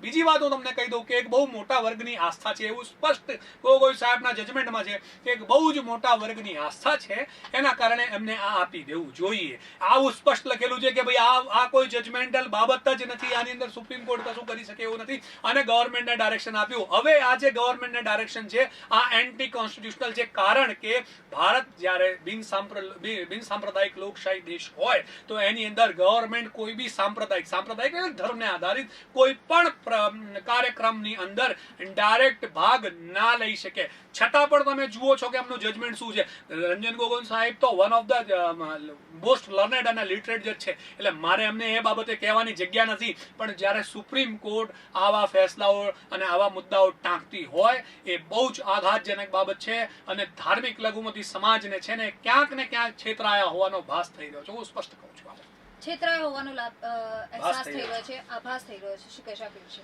સુપ્રીમ કોર્ટના ફેસલા પછી જ આ શિલાન્યાસ થયો છે. સુપ્રીમ કોર્ટના ફેસલા પહેલા નથી થયો. વર્ષોથી આ કેસ પેન્ડિંગ હતો, વર્ષોથી આ કેસ ચાલતો આવ્યો, બરાબર છે. હવે જ્યારે આ કેસનું સુખદ નિરાકરણ જ આવ્યું છે, સુપ્રીમ કોર્ટે જ્યારે આ ફેસલો આપ્યો છે ને તમામ દ્વાર ખુલ્લા રાખ્યા છે. સામે પ્રતિપક્ષને પણ જે પણ કંઈક મંદિરની જગ્યા હતી એના બદલામાં બીજી જગ્યા એમને આપી છે. કદાચ એમને સ્વીકાર્યો કે ના સ્વીકાર્યો, બરાબર છે. પરંતુ મારું કહેવું એમ છે કે જ્યારે સુખદ નિરાકરણ વચ્ચે જ્યારે આખા દેશના તમામ નાગરિકોએ આને વધાવ્યો હોય તો પછી આપણે અમુક અપવાદો ઊભા કરીને આ આસ્થાને ઠેસ પહોંચાડવાનો આપણને ક્યાં મતલબ છે? અપવાદ ઊભા કર્યા વગર આપણે અપવાદ ઉભો નથી. અપવાદ તો કોઈ છે જ નહીં. જો મસ્જિદને તમે અપવાદ કહો એમ જ નહીં. મસ્જિદને અપવાદ નથી. મસ્જિદને અપવાદ નથી. અચ્છા, મને એક જ વાતનો જવાબ આપો. તમે એમ કહો કે બાબરી મસ્જિદ જે રીતે ડિમોલિશ કરવામાં આવી 1992 1934 ની અંદર જે રીતે બ્રિટિશરોના વખતમાં બી એકવાર આને નુકસાન પહોંચાડવામાં આવેલું અને એ લોકો રિનોવેટ કરી હતી. ઉત્તર પ્રદેશ સરકારે એને રિનોવેટ ના કરાય અને જો એને રિનોવેટ કરાવી દીધી હોત ને સ્ટ્રક્ચર ત્યાં એક જ મને બોલ લેવા દો. એક જ ખાલી જો ત્યાં બાબરી મસ્જિદ પાછી ત્યાં ઊભી થઈ ગઈ હોત તો શું સુપ્રીમ કોર્ટ એવો જજમેન્ટ આપત કે ભાઈ આ ઢાંચો તોડી અને તમે અહીંયા રામ મંદિર બનાવો? કોઈ સ્કોપ જ નથી. એટલે સૌથી પહેલી વસ્તુ તો છે, જો હું તમને સિમ્પલ વસ્તુ કહું કે બે માણસોનો ઝઘડો થાય, કોકને ક્યાંક વાગી જાય કે એક્સિડન્ટ થયું હોય, બરાબર છે, તો સૌથી પહેલા આપણે વ્યક્તિને હોસ્પિટલ લઈ જઈએ, એનો ઈલાજ કરાવીએ કે પહેલા એને પોલીસ સ્ટેશન લઈ જઈને કમ્પ્લેન કરાવીએ છીએ? તો આપણે શું કરીએ, પહેલા એનો જીવ કઈ રીતે બચે એ. તો જ્યારે ત્યાં સ્ટ્રક્ચરને નુકસાન થયું તો સૌથી પહેલું કામ તો એ કરવાનું હતું કે સ્ટ્રક્ચર, કારણ કે ડિસ્ટ્રિક્ટ ડીઆરએમ ના પોઝિશનમાં હતું. વસ્તુ હું તમને ફરીથી કહું છું કે 1992 એ પ્રિમાઇસીસ ની અંદર આજે એક વસ્તુ છે કે જો આ ફોન મારું પોલીસ કસ્ટડીમાં હોય, બરાબર છે, કોઈ પણ કારણસર પોલીસ કસ્ટડીમાં કે મારું કોઈ વાહન પોલીસ કસ્ટડીમાં ભાઈ ડિટેન કરી લીધું, તો એની જવાબદારી કોની થઈ ગઈ? પોલીસ ડિપાર્ટમેન્ટની થઈ ગઈ કે ભાઈ વાહન એનું કસ્ટડીમાં છે. હવે એ વાહનમાંથી મારો કોઈ પણ સાધન ચોરી થાય એની જવાબદારી કોની બને છે? તો જે તે જવાબદાર પોલીસ સ્ટેશનની જ્યાં મારો વાહન ડિટેન છે. સેમ સિચ્યુએશન હું તમને કહું છું કે 1949માં જ્યારે આ જગ્યા ડિસ્ટ્રિક્ટ ડીઆરએમએ ઇમામ સાહેબના મર્ડર સાથે અટેચ કરી હતી, ધેટ મીન્સ કે that was under the position of district DRM. District ડીઆરએમના પોઝિશનમાં જે વસ્તુ હતી એની અંદર આ લોકોએ જે કૃત્ય કર્યું છે, તો સૌથી મોટી જવાબદારી તો આવે છે સરકારની, કારણ કે તમારી પાસે અટેચમેન્ટમાં હતું અને કોઈ નુકસાન થયું છે તો એની ભરપાઈ કરવાની જવાબદારી એની હતી. એટલે કાયદામાંથી આ લોકો ભાગી અને ઉલ્લંઘન કરેલું છે. હું ફરીથી તમને કહું છું કે નંબર ઓફ ત્રુટીઓ છે આની અંદર. આ લોકો એટલું બધું કાયદાનો દુરુપયોગ કરીને આ બધું ઊભું કરેલું છે કે તમે ના પૂછો વાત. મેં અલ્હાબાદ હાઈકોર્ટના જજમેન્ટનું કીધું કે અલ્હાબાદ હાઈકોર્ટે જ્યારે જજમેન્ટ આપ્યું હતું ત્યારે લખનૌની અંદર મેં એની સામે પ્રોગ્રામ કર્યો હતું, રવિન્દ્રાલયના ચારબાગ રેલવે સ્ટેશનની સામે, કે ભાઈ આ જે તમે ફેસલો આપેલો છે એ અમને સ્વીકૃત નથી. આજે પણ સુપ્રીમ કોર્ટે જે ફેસલો આપેલો છે એ સ્વીકૃત નથી અમને. ભલે સુપ્રીમ કોર્ટે આપેલો છે કાયદાના પ્રમાણે તમારે માન આપવું પડશે, પણ દિલથી અમે સ્વીકાર્યું નથી. દિલથી સ્વીકાર્યું નથી. ભાજપને એક સમયના સાથી લાલકૃષ્ણ અડવાણીએ કહ્યું કે સપનાઓ પૂરા થવામાં રાહ લાગી, પરંતુ રાહ જોવું એ સાર્થક થયું. શું કહેશો આપ એ વિશે? આજે તમે દેશમાં જોઈ રહ્યા છો કે દેશમાં ક્યાંય પણ કોઈ પણ જગ્યાએ કોમી વૈમનસ્ય વાળું વાતાવરણ નથી. દરેક જગ્યાએ આ જે શિલાન્યાસ થયો છે એ દેશના દરેક નાગરિકે એને એક કોમી સૌહાર્દને એક ભાઈચારા તરીકે એને વધાવ્યો છે. આપણે અન્ય કારણો મૂકીને તમે જે પણ કંઈક તે વખતની જે સરકારો હતી, કદાચ એમની ત્રુટિ હોય કે કદાચ એમની નિષ્ફળતાઓ હોય, પરંતુ છેલ્લા 15-20 વર્ષથી જ્યાં સુધી આ સુપ્રીમ કોર્ટમાં કેસ ચાલ્યો 1992 પછી, ત્યાર પછી કોઈ પણ વાતાવરણ કે કોઈ પણ એના જ્યારે પણ તારીખો આવતી કે જ્યારે પણ એનો કેસ ચાલતો તો કોઈ પણ જાતનું ધાર્મિક ઉન્માદનું વાતાવરણ નથી થયું. સાથે સાથે જે પણ કંઈક જે ફેસલો આવ્યો છે એ દરેક સમાજે એને વધાવ્યો છે. અને આપણે બીજા દરવાજા બીજા સમાજો માટે પણ ખુલ્લા રાખ્યા છે. એવું તો છે નહીં કે ભાઈ આ વસ્તુ છીનવીને એના ઉપર શિલાન્યાસ થાય છે. એમ ચોક્કસપણે હું કહેવા માંગુ છું કે જ્યારે આ જે પેઢી છે, આ પેઢીએ જ્યારે આ ફેસલાને વધાવ્યો હોય, આ શિલાન્યાસને વધાવ્યો હોય, કોમી સૌહાર્દ અને ભાઈચારાના વાતાવરણને વધાવ્યો હોય, તો આપણી પર એક ફરજ બને છે કે જે પણ કંઈક આપણે આ શિલાન્યાસ થયો છે એ આપણે ભલે એમાં આપણા ધર્મ પ્રમાણે કદાચ સહભાગી ન થતા હોય, પણ આપણે બીજાના ધર્મને માન આપતા શીખીએ તો ચોક્કસપણે આપણા ધર્મને સામેથી ડબલ રિસ્પોન્સ મળશે. એટલે જે શિલાન્યાસ થયો છે એ આપણે એને અભિનંદન પાઠવીએ. આપણે આપણા ધર્મમાં માનીએ છીએ, એ એમના ધર્મ માનીએ છીએ. દરેક ધર્મનું આપણે દરેકની આસ્થાનું પાલન કરીએ. જ્યારે દેશ આપણે પ્રગતિની રાહ પર ને ખાસ કરીને આપણે વિકાસના પંથે જ્યારે પસંદ કરતા હોય અને સમાજ આપણો જ્યારે શૈક્ષણિક રીતે દરેક રીતે આપણે પાછળ હોઈએ, તો આપણે એવી પણ આશા રાખીએ કે જેવી રીતે આજના શિલાન્યાસને દેશે વધાવ્યો છે એવી જ રીતે આપણે વિકાસના માર્ગે જઈએ, પ્રગતિના પંથને પસંદ કરીએ, તો ચોક્કસપણે જે બહુમતી સમાજ છે એ આપણી વાતો પર ધ્યાન આપીને આપણે બધાને સાથે રાખીને સબકા સાથ સબકા વિશ્વાસના સૂત્રને ચોક્કસપણે સાર્થક કરશે એવું ચોક્કસપણે હું મારું માનવું છે. સૌનો સાથ સૌનો વિકાસની વાત અહીંયા કરવામાં આવે છે. ડુ યુ ફીલ ધેટ કે સૌનો સાથ સૌનો વિકાસ થયો છે? અરે જે દેશમાં પ્રેસિડેન્ટ ઓફ ઇન્ડિયાને મંદિરમાં એન્ટ્રી ના મળતી હોય, પ્રેસિડેન્ટ ઓફ ઇન્ડિયાને મંદિરમાં રિસ્ટ્રિક્શન થતા હોય, ત્યાં તમે ક્યાં સૌના સામાન્ય માનવીના વિકાસની ક્યાં વાત છે? આજે કોરોનાની પરિસ્થિતિ જે થઈ છે એની અંદર લાખો નહીં પણ કરોડો લોકો બેરોજગાર થઈ ગયા છે. આ મહામારીની અંદર આમાંથી કઈ રીતે નીકળવું એની જગ્યાએ જો આ પરિસ્થિતિમાં શિલાન્યાસ અને આ બધા રાજનૈતિક પ્રોગ્રામ જો થઈ રહ્યા હોય, આપણે કઈ રીતે કહી શકીએ કે દેશનો વિકાસ થયો છે? છેલ્લા 2 વર્ષની અંદર આપણે જોયું છે કે આપણી જીડીપી 0 ઉપર આવીને ઊભી રહી ગઈ છે. આર્થિક પૈમાલી પર આપણે આવી ગયા છે. વૈશ્વિક કક્ષાએ આપણે છેલ્લા 6 મહિનાની અંદર અબજો રૂપિયાની લોન લઈ લીધી છે. વર્તમાન પરિસ્થિતિ એવી છે કે કોર્પોરેટ વર્લ્ડ ટોટલ કોલેપ્સ થઈ ગયો છે. મિડલ ક્લાસની પરિસ્થિતિ ખરાબ છે. લોકો જ્યાં નોકરી ધંધા કરતા હતા 100% પગાર મળતું હતું એની જગ્યાએ આજે 30% પગારમાં લોકો મજબૂર થઈ રહ્યા છે. આંગણવાડીની બહેનોને પગાર નથી મળી રહ્યું. પોલીસ ડિપાર્ટમેન્ટને તમે જુઓ તો એ લોકો પે માટે પોતે આંદોલન કરી રહ્યા છે. એટલે આ બધી જે પરિસ્થિતિના નિર્માણમાં તમે ક્યાં કહી શકો છો કે વિકાસ થઈ રહ્યો છે? તમે મને કહો તો ખરા ક્યાં વિકાસ થઈ રહ્યો છે? દેશનું આટલું મોટું બજેટ હોવા છતાં પણ સામાન્ય વ્યક્તિ શાંતિથી ધંધો નથી શાંતિથી ઇન ધ સેન્સ કે પરિસ્થિતિઓ નથી બનાવી એ રીતની કે આપણે જે રીતે કરવા જઈ રહ્યા છે એની અંદર ક્યાંક ને ક્યાંક ધંધા રોજગાર બેરોજગારી વધી છે, લોકોની ખરીદ શક્તિ ઓછી થઈ છે, લોકોની આર્થિક સંક્રમણ વધી છે, લોકોની પરિસ્થિતિ એવી થઈ રહી છે કે તમે જુઓ છેલ્લા 6 મહિનામાં 3-4 મહિનાની અંદર વાલીઓ તરફથી બૂમ આવી રહી છે કે ભાઈ સ્કૂલોની ફી તમે માફ કરો. હવે વિચાર કરો કે આજ સાયકલ અને ચેન જુઓ તમે, જો વાલીઓના બાળકોની તમે સ્કૂલની ફીસ માફ કરશો તો સ્કૂલનું મેનેજમેન્ટ કઈ રીતે ચાલશે, મેનેજમેન્ટ એ લોકો ચલાવી લેશે તો ટીચર્સને સેલરી કઈ રીતે આપશે. એટલે આવી બધી પરિસ્થિતિના વીજળીના બિલો માફ કરવાની ઉપર થઈ. પણ રાજનૈતિક પાર્ટીઓની જે સાંઠગાંઠ છે કોર્પોરેટ કંપનીઓ જોડે તો વીજળીના બિલો માફ થવાના નથી. એટલે એ આ રીતની પરિસ્થિતિની અંદર સામાન્ય માનવીના હાથમાં તો કશું જ આવતું નથી. વિકાસની જે વાતો છે એ હું તું ને રતનીઓ વાળી દરેક, કોઈ એક પાર્ટી ઉપર આક્ષેપ નથી કરતો, દરેક સત્તારૂઢ પાર્ટીનો આ જ છે કે હું તું ને રતનીઓ આપણા માણસોને લાભ મળવો જોઈએ, એના સિવાય વિશેષ કશું જ નથી. જો હું એમ કહું છું કે 20% લોકોને પણ સામાન્ય લોકોને લાભ થયો હોય તો બજારની પરિસ્થિતિ કાંઈક જુદી જ હોત. આજે આટલા કરોડોના અબજો રૂપિયા જો સરકારે આપ્યા હોય લોનમાં તો ક્યાં છે? દેખાતા નથી ભાઈ. મારા તો 50 માણસોના મારા સંપર્કમાં મને એક વ્યક્તિ એવું નથી મળી કે જેને ભાઈ આર્થિક લાભ સરકાર તરફથી મળ્યો હોય અને એ બિચારો પગભર થયો હોય કોરોનાની અંદર. કોરોનાની અંદર લોકોની પરિસ્થિતિ એવી હતી કે ખાવાનું નહોતું, લોકોની પાસે ઇન્ફ્રાસ્ટ્રક્ચર નહોતું, લોકો ચાલીને 2,000 કિલોમીટર ગયા છે. આ તો પરિસ્થિતિ થઈ છે. શું આ વિકાસ છે? અને મજૂરો જે બિચારા જતા રહ્યા છે પાછા આવવા તૈયાર નથી તો કઈ રીતે વિકાસ થાય છે? પણ તમે એક વસ્તુ પણ માનશો ને કે જે પ્રમાણે લોકડાઉન જે સહી સમય ઉપર કરવામાં આવ્યું જેના કારણે લાખો લોકો કોરોનાથી અસરગ્રસ્ત થતા બચી ગયા. જે અત્યારે હાલ પરિસ્થિતિ અમેરિકાની છે તેવી પરિસ્થિતિ ભારતની પણ થઈ શકતી હતી.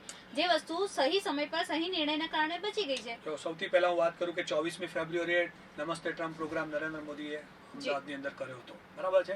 ત્યાં સુધી વિશ્વની અંદર એની પહેલા મને બરાબર યાદ છે રાહુલ ગાંધીએ જાન્યુઆરીની 30 તારીખે કીધું હતું કે ભાઈ આ પેન્ડેમિક બહુ ઘાતક રહેશે અને બહુ જ પ્રોબ્લેમેટિક રહેશે. ત્યાં સુધી આપણે ત્યાં કેરલાની અંદર કોરોનાને આઈડેન્ટિફાય થઈ ચૂક્યો હતો. તેમ છતાંય પોતાની જીદ અને જે રીતે જાણીતા છે પોતાના અહમ માટે એમણે 24મી ફેબ્રુઆરીએ નમસ્તે ટ્રમ્પનો પ્રોગ્રામ અહીંયાના એરપોર્ટ ઉપર કર્યો અને લાખો લોકો વિદેશથી પણ આયા. સૌથી મોટો એપી સેન્ટર એ જ હતો. એનું કારણ જ છે કે બોમ્બે પછી બીજો નંબર અમદાવાદનો એટલા માટે જ આવે છે કે નમસ્તે ટ્રમ્પ કાર્યક્રમમાં આખા વિશ્વમાંથી લોકો આવ્યા, અમેરિકાથી લોકો આવ્યા, આખા વિશ્વની મીડિયા હતી એની અંદર, જે લોકો સંક્રમણ લઈને આવ્યા, ચાઇનાથી લોકો આવ્યા હતા. એ વખતે બી મેં કીધું હતું કે કોરોનાનું મુખ્ય એપી સેન્ટર આ છે. નરેન્દ્ર મોદી સામે કાયદેસરના એક્શન થવા જોઈએ કે જો તમને યુનાઇટેડ નેશને જાણકારી આપી દીધી હતી અને ઇન્ટરનેશનલ એરપોર્ટ ઉપર તમે સ્ક્રીનિંગ શરૂ કરી દીધું હતું તો પછી આટલો મોટો રિસ્ક લઈને પ્રજાને જોખમમાં નાખવાની શી જરૂર છે? એટલે જે વાત છે કે કોરોનાની અંદર સરકારે કામ કર્યું છે તદ્દન ખોટી અને વાહિયાત વાત છે. શરૂઆતના 1 મહિનાની અંદર જ્યારે પહેલી વાર 22 માર્ચના દિવસે જનતા કર્ફ્યુ લગાવવામાં આવ્યું અને એના પછી 21 દિવસનો લોકડાઉન ડિક્લેર કરવામાં આવ્યું, એ 21 દિવસની અંદર લોકોની પાસે માસ્ક નતા, સેનિટાઈઝર નતા, ગ્લાઉઝ નતા કે કોઈ પીપી કિટ્સ બી નથી. એના પછી એપ્રિલની અંદર જ્યારે કોર્પોરેટ્સ અને ચેરિટી સંસ્થાઓએ, ભારતની જે ચેરિટી સંસ્થાઓ છે મોટી મોટી સંસ્થાઓ તમામ સમાજની, એ લોકો જ્યારે બહાર આવ્યા ત્યારે સરકાર ઉપર બર્ડન થયું. બાકી સરકાર પાસે કોઈ જ ઇન્ફ્રાસ્ટ્રક્ચર નહોતું, લોકોને સુધી જમવા પહોંચાડવા સુદ્ધાની વાત નથી. મોદી સાહેબે તો ટીવી પર સ્પષ્ટ કહી દીધું કે તમારા પાડોશીઓનું તમે ધ્યાન રાખો. એટલે ભાઈ અમે ધ્યાન રાખીશું તો તમે શું કરશો? સરકાર તરીકે તમારી જવાબદારી શું છે? કલેક્ટરની પરિસ્થિતિ એવી હતી કે લોકોને પહોંચાડવા સુદ્ધા અનાજ નહોતું એમની પાસે. એટલે આ પરિસ્થિતિનો આપણે સામનો કરેલો જ છે, આપણે જોયેલો જ છે. પ્રેક્ટિકલ વસ્તુ તમને અનુભવ હશે, મને અનુભવ હશે, ઇવન અહેમદભાઈને બી હશે, એમણે બી સેવા કરી જ હશે પ્રજાની, બરાબર છે, પોતાના પર્સનલ ઇન્ફ્લુઅન્સ યુઝ કરી કે જે કંઈક ચેરિટી કરી હશે. પણ કહેવાનો ભાવ અર્થ એવું છે કે સરકાર તો એમાં નિષ્ફળ જ નીવડી છે. અને જ્યારે 500 કેસ હતા ત્યારે આપણે 21 દિવસનો લોકડાઉન કરતું, જ્યારે આપણી પાસે 13 લાખ કેસીસ છે ત્યારે આપણે લોકડાઉન ફ્રી કરી નાખ્યું છે. What does it? આ કન્સેપ્ટ શું છે ખબર નથી પડતી. કેસો વધ્યા ત્યારે આપણે લોકડાઉન કરવાનું કે કેસો નતા ત્યારે આપણે લોકડાઉન કરવું? તો આ જે પોલિસી છે મોદી ગવર્મેન્ટની એ તો સમજની પર જાને પોતાના જીદ અને હમ માટે નરેન્દ્ર મોદી જાણીતા છે. જ્યારે ગુજરાતના મુખ્યમંત્રી હતા ત્યારે આપણે સુરત શહેરનું કઈ રીતનું શું પાણીથી બેહાલ કર્યું હતું આખું વિશ્વ જાણે છે, કે જેમાં જે લોકો જાણકાર હતા અને એમણે કીધું હતું કે ભાઈ બંધના ડેમ તમે છેલ્લી ઘડીએ ખોલશો તો ઉપાધિ થશે, તેમ છતાં પણ આખા સુરતને વેરવિખેર કરવાની આપણે પરિસ્થિતિ જોઈ હતી કે બીજા માળ સુધી લોકોને ત્યાં પાણી પહોંચી ગયું હતું. એટલે આ આમનું જે જીદ અને અહમ છે ને એ દેશને આર્થિક નુકસાન પહોંચાડ્યું છે. આપણે નોટબંધીમાં બી જોયું, રાતના 8 વાગે સાહેબ ટીવી પર આવ્યા અને કહી દીધું કે 1500ની નોટ, લોકોના છાતીના પાટિયા બેસી ગયા. એટલી પરિસ્થિતિ ઉંમરલાયક લોકોએ, જે લોકોએ બિચારાઓ બચત કરી રાખી હતી, રાતે એ બધું રદ્દી થઈ ગયું. અને લોકડાઉનની અંદર બી અમને 24 કલાકનો કે 48 કલાકનો સમય આપ્યા સિવાય આઈને ઉભા થઈ ગયા કે ભાઈ આપણે જનતા કર્ફ્યુ ડિક્લેર કરી છે. એટલે એ જે ઇન્ફ્રાસ્ટ્રક્ચર લોકોને સહાનુભૂતિ કે લોકોને સહુલત માટે જે આપવું જોઈએ ને એ આપ્યા સિવાય જે ડિક્ટેટરશીપ પ્રમાણે જે રાજ ચાલી રહ્યું છે ને એને તમે સૌનો સાથ, સૌનો વિકાસ ને સૌનો વિશ્વાસનું નામ તમે આપતા હો તો ભલે આપો, એનો મને વાંધો નથી, પણ મને નથી લાગતું કે આ વિશ્વાસ, વિકાસ અને એ બધું છે. વિશ્વાસ. તેમણે જે પ્રમાણે કીધું, કોરોના કાળમાં જે લોકડાઉનનું ડિસિઝન લેવામાં આવ્યું એ ખોટું હતું, નોટબંધીનું જે ડિસિઝન હતું એ ખોટું હતું, જનતા કર્ફ્યુ લાદવામાં આવ્યો એ ડિસિઝન ખોટું હતું. શું કહેશો આપ એ વિશે? દુનિયાના દેશોની હાલત આવા ખોટા ડિસિઝન લેવાના કારણે શું થઈ છે એ બધાને ખબર છે.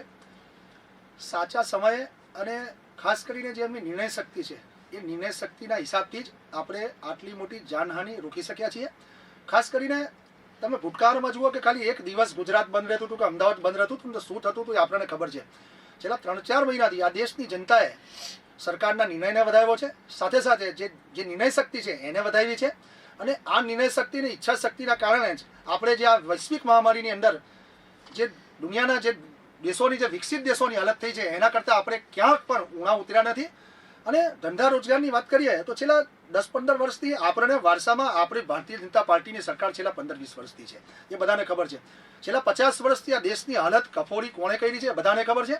અને ચોક્કસપણે એમ માનીએ કે છેલ્લા 3-4 મહિનાથી જે દેશની જનતાએ આ લોકડાઉનના નિર્ણયને વધાવીને ખાસ કરીને વૈશ્વિક મહામારીના માત આપીને આપણે ધીરે ધીરે ઉઘડી રહ્યા છીએ, એ તમામ લોકોને આ નિર્ણય શક્તિની કોણે શું છે એ બધાએ વખાઈની છે. અને આવનારા દિવસોની અંદર જે પણ વૈશ્વિક દેશોની જે હાલત છે એના કરતાં આપણે બહુ જ આગળ છીએ. અને સુખદ આનું નિરાકરણ આવે અને વૈશ્વિક મહામારીથી આપણે વહેલામાં વહેલી તકે બહાર આવીને એક આપણા રાષ્ટ્રને ઉન્નત દિશા ઉપર અને ખાસ કરીને પ્રગતિના પંથ પર લઈ જશે એવું ચોક્કસપણે આ સરકારનું મારું બી માનવું છે અને સરકાર એના માટે કટિબદ્ધ છે. Okay, back to the topic. શિલાન્યાસ પછી મોદી કહ્યું કે કરોડો રામ ભક્તોને શુભેચ્છાઓ આપી હતી. સંઘના જે પ્રમુખ છે મોહન ભાગવત, તેમણે કહ્યું છે કે આજે સદીઓની મનોકામના પૂરી થઈ છે, ભારતને આત્મનિર્ભર બનાવવાની શરૂઆત થઈ છે. શું કહેશો આપ એ વિશે? જો ભારતને એકચ્યુઅલીમાં આ તો કોન્ટ્રાડિક્ટ જ છે. કોન્સ્ટિટ્યુશન તો એવું કહે છે કે દરેક નાગરિકના જાન માલની રક્ષણ કરવાની જવાબદારી સરકારની છે, અને આ લોકો તો એવું જ કહે છે કે તમે આત્મનિર્ભર બનો, એટલે સરકાર તો કોઈ મદદ કરવાની વાત કરતી જ નથી. મોહન ભાગવતના તો સ્ટેટમેન્ટનું તો હું તો કોઈ વેલ્યુ ગણતો નથી, કારણ કે is not holding a constitutional post, એમની પાસે કોઈ સંવિધાનિક પદ નથી. પણ પ્રધાનમંત્રીની આપણે વાત કરીએ તો પ્રધાનમંત્રીએ જ્યારે કીધું છે તો પ્રધાનમંત્રીએ જે રીતે કરોડો રામ ભક્તોને શિલાન્યાસ કરીને શુભેચ્છા પાઠવી છે એ એન્ટી કોન્સ્ટિટ્યુશનલ છે, આવું ના હોવું જોઈએ. ઓકે, તમે કીધું કે એમની પાસે કોઈ સત્તા નથી, કોન્સ્ટિટ્યુશનલ પોસ્ટ નથી. ઓકે, ઇમરાન ખાનના સરકારમાં રેલવે મંત્રી શેખ રશીદે મોદી સરકારની આલોચના કરી છે, કોમી ગણાવ્યા છે તેમને, અને તેમણે કહ્યું છે કે ભારત હવે રામનગર બની ગયું છે, ત્યાં કોઈ સેક્યુલરિઝમ રહ્યું નથી. ઓકે, જો જે ઇમરાન ખાનની કેબિનેટના જે કોઈ મિનિસ્ટર છે એટલે એ બોલતા હોય એટલે આપણે એવું સમજવાનું કે ત્યાંની સરકાર બોલે છે. અને મને એવું લાગે છે કે પાકિસ્તાનની સરકાર વતી કોઈ કેબિનેટ મંત્રી કહેતા હોય કે ઇમરાન ખાન પોતે કહેતા હોય એ આપણા અહીંયાના રાજકારણને કોઈ બહુ અફેક્ટ કરતું નથી, અને એવા લોકોના સ્ટેટમેન્ટને આપણે કંઈક એ કરવાની નથી. આ તો આપણે નરેન્દ્ર મોદીએ એન્ટી કોન્સ્ટિટ્યુશનલ એક્ટ કર્યું છે એટલે આવા લોકોને બોલવાનો મોકો મળ્યો છે. જે હું સવારથી કહી રહ્યો છું કે આ ગેરબંધારણીય કૃત્ય છે, અને આ કૃત્ય એમણે કર્યું છે એટલે અહીંયા નહીં પણ વિશ્વના તમામ સેક્યુલર ડેમોક્રેસીમાં માનનારા યુનાઇટેડ નેશનના લિસ્ટેડ તમામ દેશો જે છે એ આની આલોચના કરશે જ, કારણ કે પ્રધાનમંત્રી પદ ઉપર વિરાજીને નરેન્દ્ર મોદીએ કૃત્ય એવું કર્યું છે એટલે આવા લોકોને બોલવાનો મોકો મળ્યો છે. એટલે આ લોકો જે બોલી રહ્યા છે ને એકચ્યુઅલીમાં એમને બોલવાનો મોકો આપનાર આ જ વ્યક્તિઓ છે, અને એમની જે રાજનીતિ છે એ પાકિસ્તાનથી ચાલે છે, એટલા માટે એમને અનુકૂળ વાતાવરણ છે.